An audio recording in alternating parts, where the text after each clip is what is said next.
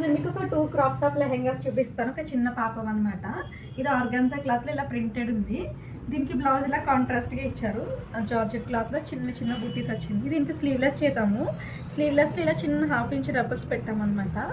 ఇది వచ్చి normal back open అనమాట, రౌండ్ నెక్లో. ఇది కొంచెం ఫ్యాన్సీగా బాగుంది. ఇంకొకటి కూడా స్టిచ్ చేసాము. ఇది కొంచెం ట్రెడిషనల్గా ఉందన్నమాట. కలర్ ఇంకా క్లాత్ కూడా మంచిగా బార్డర్ వచ్చింది. దీనికి బ్లౌజ్కి చిన్న బార్డర్ యూజ్ చేసాము.